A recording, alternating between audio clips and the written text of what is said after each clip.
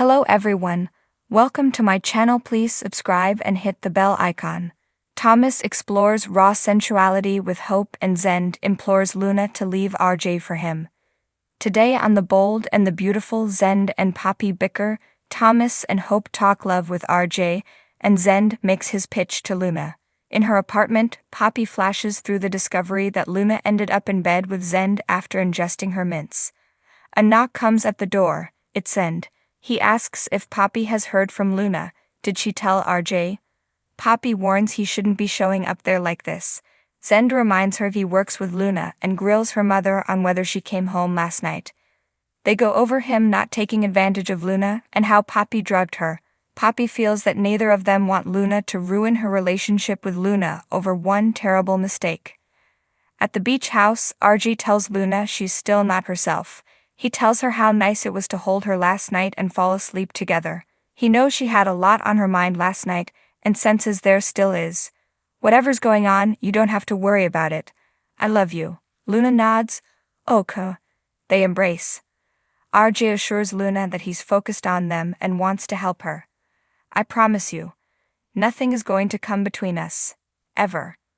At Forrester, Hope tells Thomas his design is too provocative for Hope for the future, but she has a feeling that it's not what he was thinking about when he was designing it. It has raw sensuality. Thomas asks, "Do you have a problem with raw sensuality?" She smiles and shakes her head. They kiss passionately. Thomas tells Hope that his granddad is right about them. He said that they're not scandalous, the two of us. He also sees how happy I am with you, how happy they are. He knows life's too short to postpone happiness like that. Thomas thinks they're lucky to have Eric on their side and muses that maybe he can get Brooke on board. They decide it's a bad idea, but Thomas is still glad to have his granddad's blessing. She means the world to him. They're making out again when RJ walks in. He teases about them taking a break like he and Luna do. They fish to find out if she spent the night with him last night. RJ gushes about wanting to spend every second with the girl. Thomas knows what that's like. RJ says they're in a good place and it's only going to get better. At Poppy's place, she and Zende keep bickering about her irresponsibility with her special mints. Poppy protests that she loves Luna more than she loves her own life. Zende says she took something precious from her, and from him too. I would have liked to see where this could go. Poppy tells him to put that out of his mind right now. This will not ruin things for Luan, and RJ. Luna walks in and wonders what Zende is doing there. Poppy guesses she spent the night with RJ and says she was worried about her. Zende pipes up, "We both were." Poppy warns her daughter to protect what she has with RJ. "Don't jeopardize it by," Luna interrupts. "By what?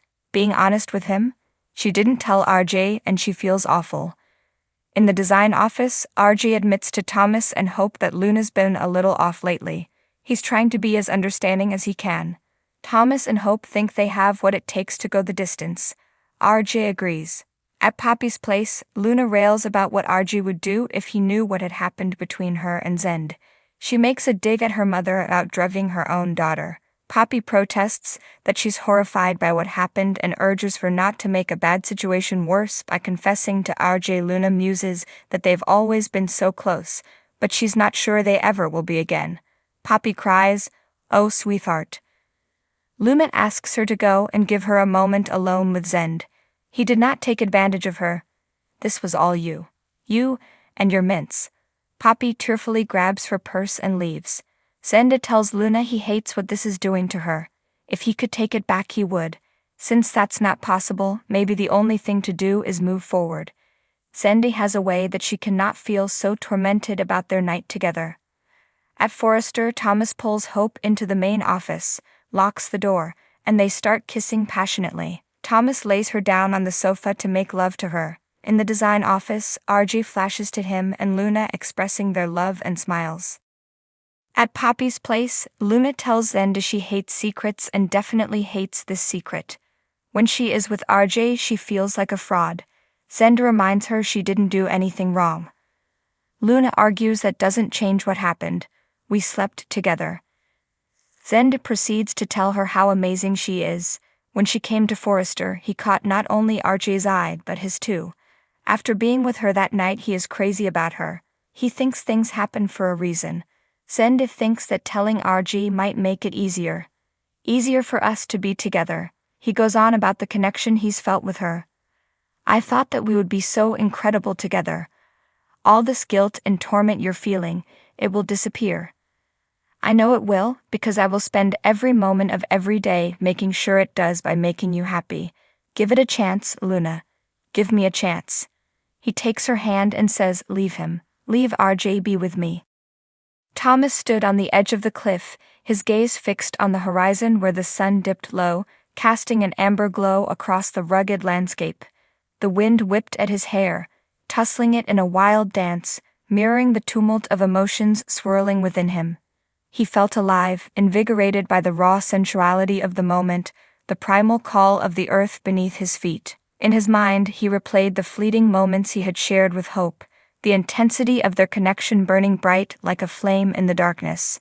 Yet, beneath the surface, there lingered a sense of longing, a hunger for something deeper, something more profound than mere desire. As he stood there, lost in his thoughts, a voice shattered the silence, pulling him back to reality. It was Zende, his friend and confidant, his expression etched with concern. Thomas, we need to talk, Zende implored, his words heavy with urgency. Thomas turned to face him, his brow furrowing in confusion. What is it, Zende? What's wrong? Zende took a deep breath, steeling himself for what he was about to say. It's Hope, he began, his voice trembling with emotion. I can't keep pretending that everything is okay. I love her, Thomas, more than anything in this world, and I know you do too, but I can't stand by and watch her waste her life with RJ when she could be with me. Thomas's heart skipped a beat at Zende's confession, his mind reeling with a mixture of shock and disbelief. He had always suspected that Zende harbored feelings for Hope, but to hear him speak them aloud was something else entirely. I know this is difficult for you to hear, Thomas, Zende continued, his voice wavering slightly, but I can't keep hiding how I feel. I need to know if there's any hope for us, if there's any chance that she could ever feel the same way about me.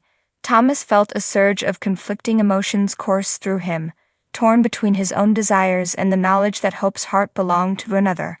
He wanted to tell Zende to forget about her, to move on and find someone else who could love him the way he deserved.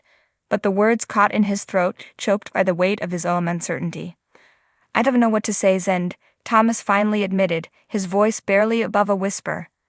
I wish I had all the answers, but I'm just as lost as you are. Zende nodded, his expression filled with resignation. I understand, he said softly. I just had to know where I stand.